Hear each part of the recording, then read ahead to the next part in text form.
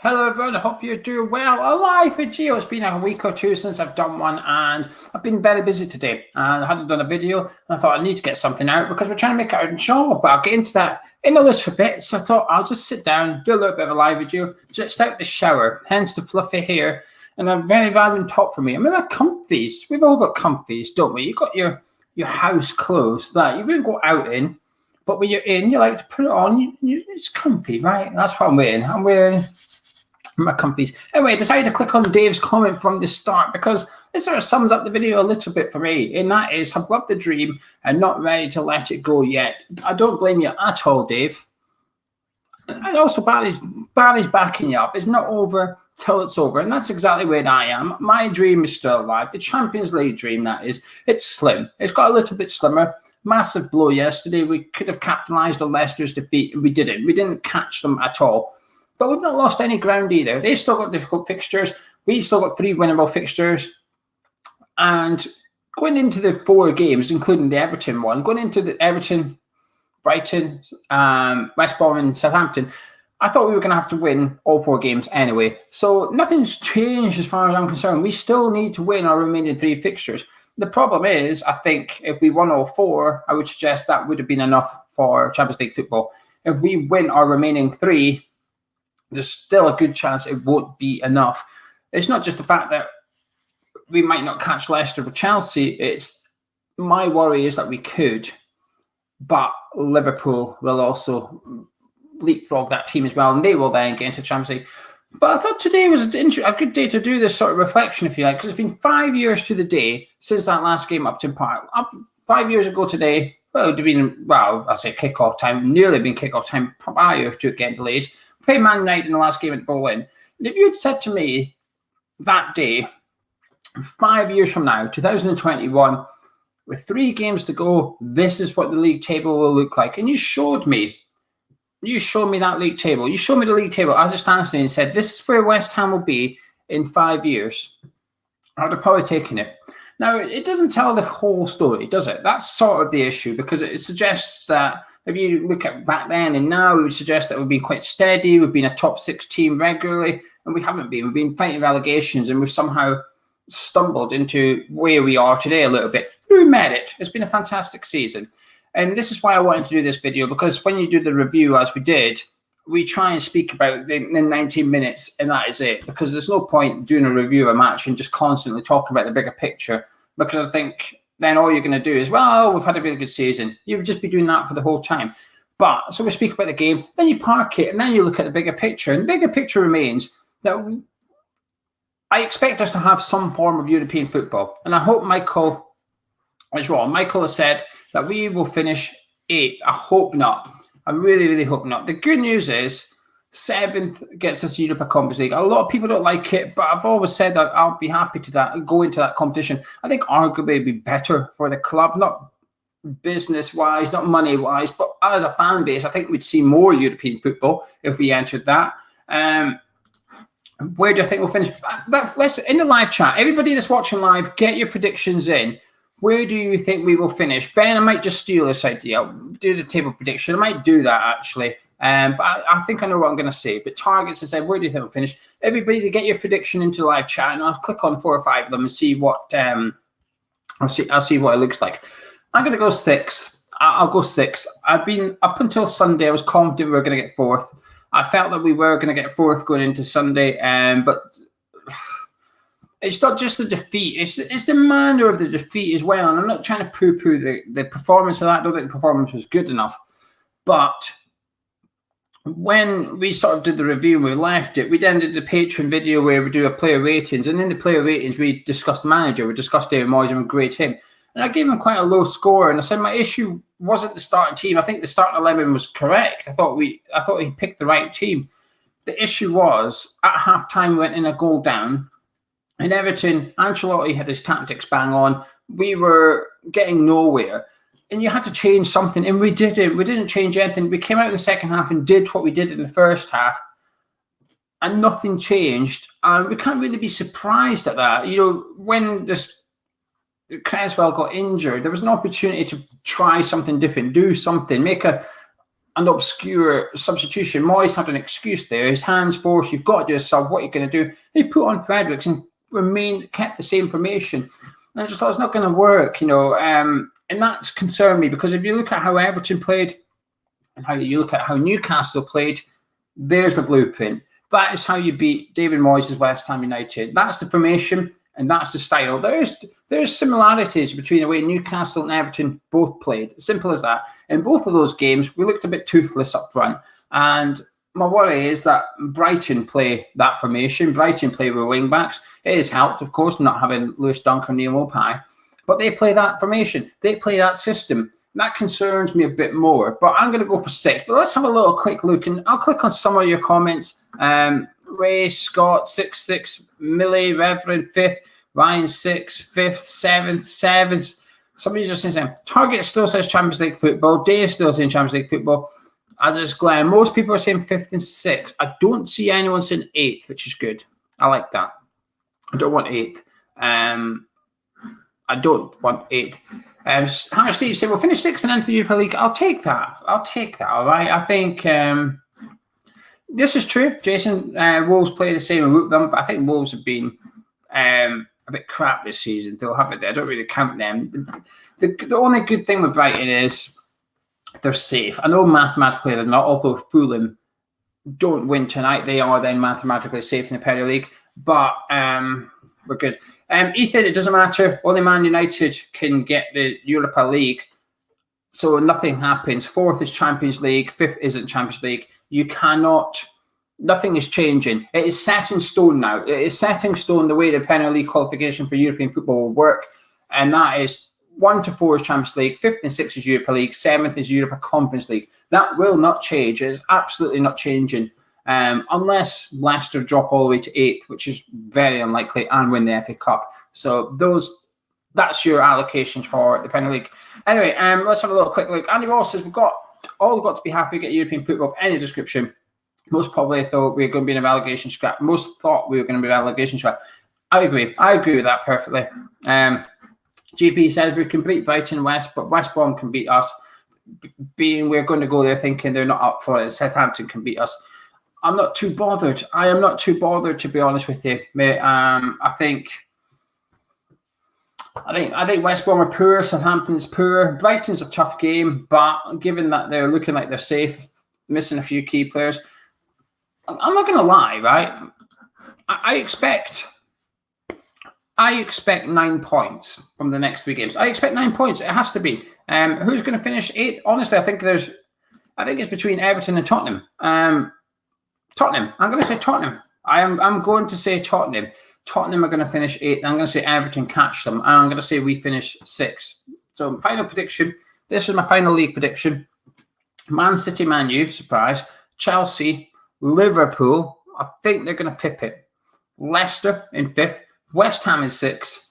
Everton is 7th. And Tottenham in 8th with no European football. That's my fight. That is my prediction. Anyway. Paul said we need Rice back big time for the last few fixtures. Makes Souček's job so much easier. Felt he was trying to do far too much. James, we will beat our best ever points tally in the Prem, end up with European football and maybe a plus goal defence. Before a ball was kicked, I would have taken 10th finish. I agree with that. I completely agree. Ryan Archer, who says that 3 wins guarantees European football, still all to play for. I completely agree. And if you guys are watching on YouTube at 7:30, make sure you head over to West Ham Fan TV for Ryan's show on the social. I'll catch it tomorrow because at 7:30, I'm away from a tea. But yeah, head over and you've got lots of West Ham content tonight, you lucky people. Jazza says, I give everything credit where credit's due. Got a performance for them. Slowing our attacks down, hard on the tackle, and doubling up when needed. I thought Everton were fantastic. I thought they were really, really good. And I suggested, I was maybe a bit harsh yesterday. I said I thought we were, I'll use my Twitter phrase. I said sort of that it was excellent season, piss poor yesterday. And some people said, I don't think we're that bad. Maybe it was a bit harsh. I was a bit more frustrated the fact that we kept trying the same tactics constantly for 90 minutes, expecting different results. We were putting in crosses to Antonio. That was it. I wanted to see something different. I'd rather almost get beat 2-0 and 3-0 The only one thing I can say is if it's going to come to a straight shootout with goal difference, we do have a better goal difference than Everton. If they win their game in hand, they're equal points with us now. We have better goal difference than them. So actually that needs protected. I actually thought that goal difference wouldn't count. Turns out it might eventually. Anyway, right, let's have a little look. What's for my dinner? I'm having ribs with rice. That's what I'm having. I'm having some ribs tonight. We've had a really busy couple of days. Where do I live? I'll cover that in another video. It's a long story. It's a very long story. Is Lingard now off the table with the Champions League dream over? I don't think so, Paul. If anything, I would say it's more on the table, if that's even a thing. I think his performances of late have been a bit poor. Okay, I think he's done a lot better than we expected. 9 goals is a ridiculous return for someone joining in January, regardless of who we are. We could have signed someone for 40 million and been happy with what. If he was in Lingard's shoes, we would have been happy with that and said this is fantastic return so far. So Lingard's been brilliant, but the last 3-4 games maybe, I think he's been quite quiet. I think Lingard hasn't been as influential. And what is that reason? I don't know. I think it's not an issue. He could not maintain the form he was in when he first joined Jesse Lingard. He could not maintain that form. If Jesse Lingard played the way he played for the first 5, 6, 7, 8 games, if he continued that for the rest of the season, that is like Man City form. That is way too good for West Ham form.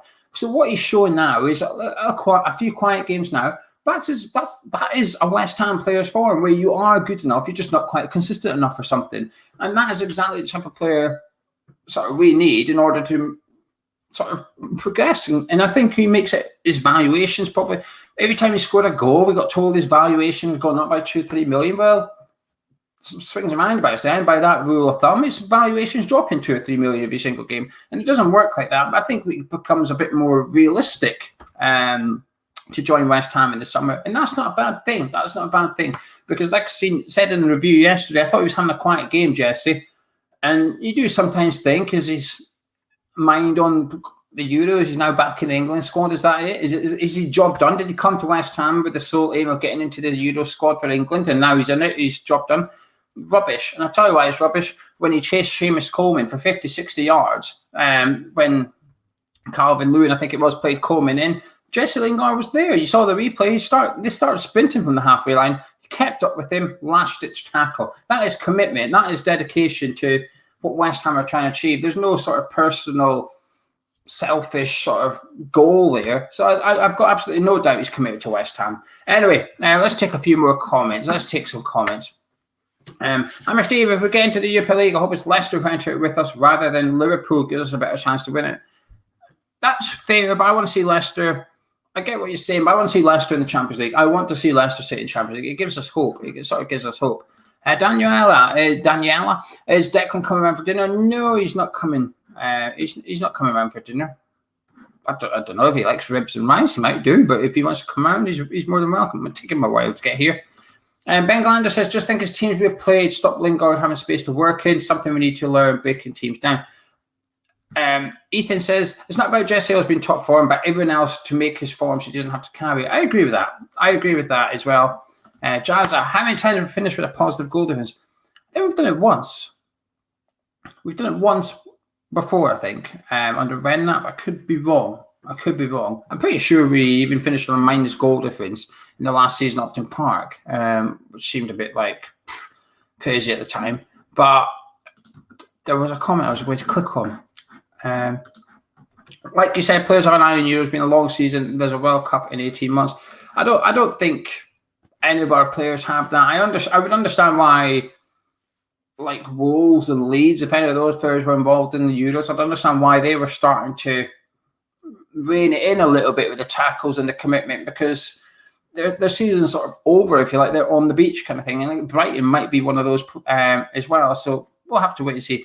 Right, anyway, before I get on, I've dropped it. Speaking of the Euros, I'll get this question first because I don't want to lose this.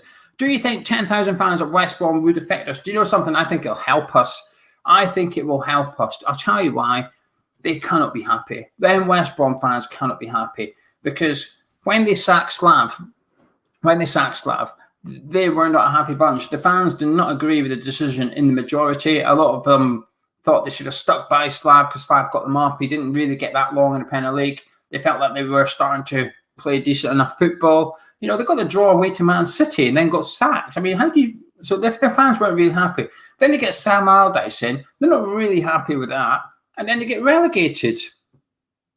I think I wouldn't be surprised if West Brom fans turn up and we score a goal, they start booing. I wouldn't be surprised if West Brom fans being in the stadium actually helps West Ham, because they've got essentially, if they don't want, I don't know what they're thinking about Allardyce now. When they first came in, I know they weren't too happy, but now they might be okay with him going in next season. I know that West Brom have sort of offered Allardyce a job next season. If they don't want Allardyce there next season, if the fans do not want Sam Allardyce at West Brom, which I wouldn't blame them, they've got one game to make it known. Those 10,000 fans have got to make it known during that match that they don't want Sam Allardyce to be there next season. So it'll be interesting to see. I might have a little look on the fans' forums and stuff and see if I can find out what their sort of reaction is and what their feeling and vibe is to Sam Allardyce. But certainly when he took over, they were not too happy. Yeah, Allardyce says he wants to win the last home game for the fans. I mean, what's the point in that? It doesn't really mean anything, does it? They're relegated. It doesn't mean anything. Anyway, right, two things. We've got two things to show you. This T-shirt, Gonzo's been wearing it. Have you seen that red T-shirt there? On the back, it's got Rice at number 6. It's even got a nice little label. Look at that little label. The old Hammers Chat. We're selling them. That's us that's selling them. And this mug as well. It's our new design. It's the West Ham DNA mug. The baby, the child, the dad, and the grandpa. Well, this could be the 4 stages of your own life or your family generation supporting West Ham. You wish to get any of them, get in touch with us. hammerschat@gmail.com. The email is in the link below. We're trying to make this our job. Don't worry. I'm getting back to the live chat in a little bit and talk more West Ham. We're trying to make this our job. I've got a job interview in 2 days. Wednesday, I've got a job interview. And if I get that job, I'm going to be doing a lot less videos because I will have a job commitments. I'll be working full time again. At the minute, I'm not working. This is my only job. I'm trying to make, me and Gonzo are trying to make this our job. We're trying to take a run at it.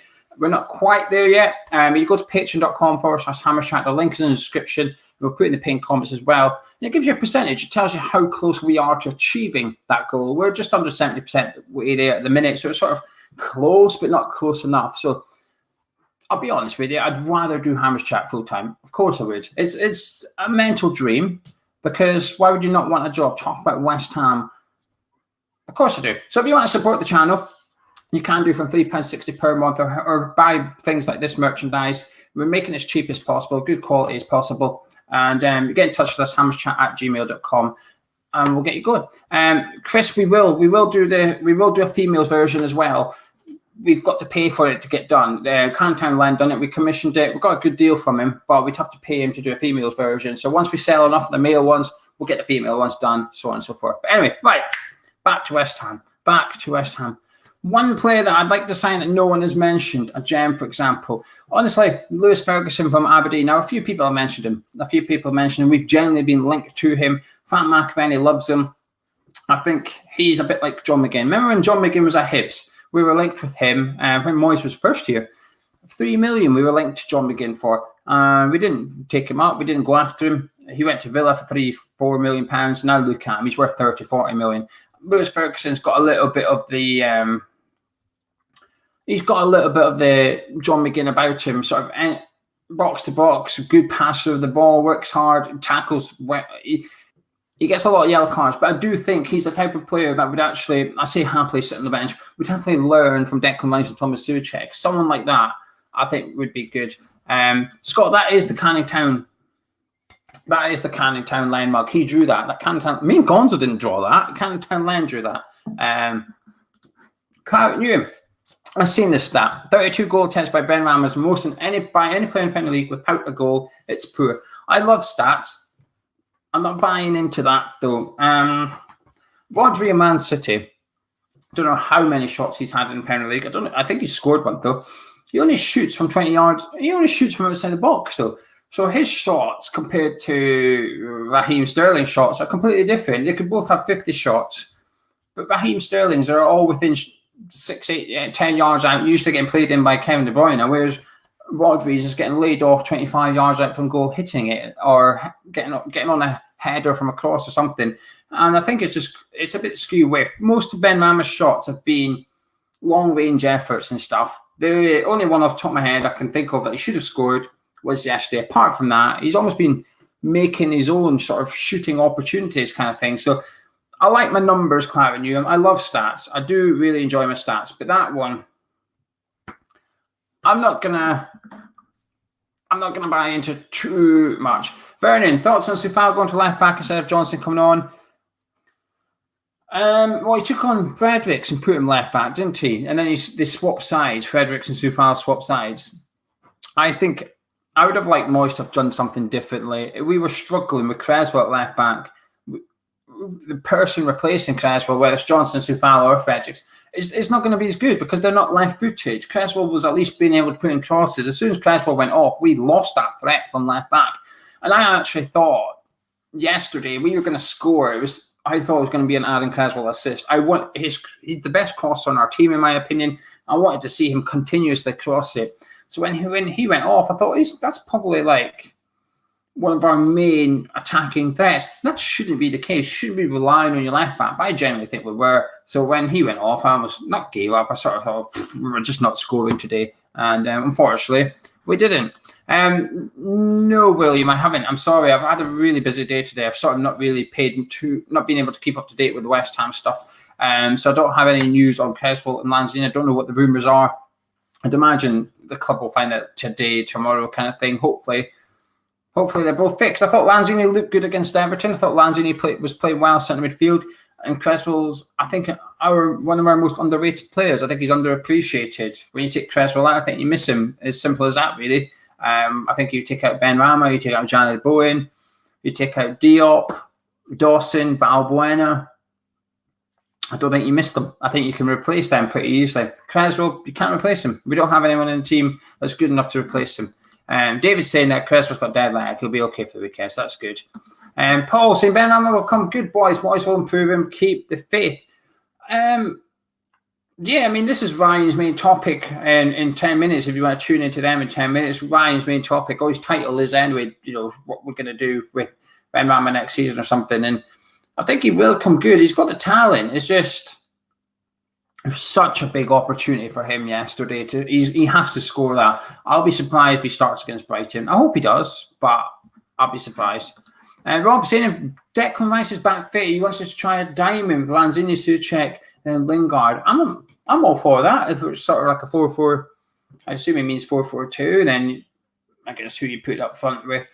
Antonio's the question, Bowen or Yarmolenko. Means no room for Fornals, though, and I thought Fornals was probably one of our better players yesterday. How much will we have to spend? I don't know. I've seen some sites suggesting it's going to be around about 50 million. I've seen Stuart Pearce saying that even if we... I think David Moyes said if we qualify for European football, the budget won't really change that much. And then Stuart Pearce followed it up by saying we will not be chucking money around no matter if we qualify in the Champions League. Even then, we're still not going to be splashing the cash. We're going to remain conservative, and we're going to be looking for sort of the diamonds out there. We're going to look for more Thomas Souček kind of signings as well, which I like the sound of that, to be honest with you. I've seen that David Moyes has suggested that Tammy Abraham and Esri is too expensive for us, which would be a bit disappointing. It's understandable. You could be playing games and trying to get the price down kind of thing, which would make sense because, let's be honest with you, it's better than the chairman going on Talk Sports telling the world they've got 40 million to spend while we're bidding 30 million for someone. And it's not the best move in the world, is it? So playing down your budget sometimes is the best thing. Lee says, we are massive going for the win every time, but bad decisions, VAR, refs and cheatings have allowed us to reduce to 10 men and still had time to get something out of the game. The Beast says, who's your favourite player? Mark Noble. Always Mark Noble. Don't know what I'm going to say in 2 years' time. Probably Declan, to be honest with you. I've got a few man crushes. I've got a few man crushes on the team this year. Gordon says Soufal Ham of the Year. I think he will win it. I think he will. I'll be surprised if he doesn't. I think Ogbonna was my Ham of the Year. until he got injured a little bit. Souček, I think, was most people's Hammer of the Year. He's gone off form a little bit, Souček, but Soufal, 7 and 8 out of 10 every single week. How can that not get you Hammer of the Year? I think I'd be surprised if he does not win Hammer of the Year this year. How do you buy the mug? How do you buy this mug? Email us, hammerschat@gmail.com. They're £10 plus postage. We post them worldwide. And then the Declan Rice t-shirt, this one here with the crossed hammers on the front and Rice on the back. These are $17.50 plus postage. You can get in touch with us on email at hammerschat@gmail.com, and we post worldwide. And Danielle says, not sure there'll be a lot of money going around this summer. You only need one or two. You only need one or two big signings, don't you? If for example, Man City decided to buy Declan Rice, suddenly West Ham are flush with cash. Let's just say, for argument's hypothetical sake, we go then sign Bissouma for 50 million. Brighton then have 50 million to spend. The money does fluctuate through football as well. All it takes is one or two big transfers just to get the domino effect going as well. Wu says that she'd like to see Conor commentary and Meatball the Beck will come on before the end of the season. Depends. The games are too important. I think Moyes had a get me out of jail card yesterday. You know, when Lanzini got injured, I do think he had an opportunity to put Conor commentary on. This is my only centre midfielder I've got in the squad. I'm going to put in Conor Coventry and let's see if he's good enough, kind of thing. I understand why he didn't. I completely understand why Moyes is not playing any of the youngsters in these games. There's far too much at stake. He tried and meet Brodebecco in the FA Cup. Didn't quite work. I can understand why Moyes is a bit reluctant to do the same thing. Elbow, would you take Abraham or Tony? Tammy Abraham. Absolutely Tammy Abraham. I think while Ivan Toney's had a brilliant season, I think he's a really good striker. I think Tammy Abraham's a top striker. I think Tammy would be magnificent for West Ham, really. I really, really do. Jason says 8th is the lowest we will finish. I agree with that, but I hope not, because that means no European football. And that would make me a sad Geo. Anyway, I'm going to disappear. I'm going to disappear now because my tea is ready in approximately 2 minutes. And if I'm late, I'm going to get around. But if you want more West Ham content, go to West Ham Fan TV in the YouTube search bar. You probably already subscribed. If you haven't, get subscribed. Mine will be going live in a couple of minutes as well. If you've enjoyed this video, drop a like on it. Subscribe if you're new to the channel. And like I said, if you want any of those bits of merchandise or you want to support us on Patreon, it'd be much appreciated. And, well, I'll let you know in a couple of days how my job goes. Catch you in a bit.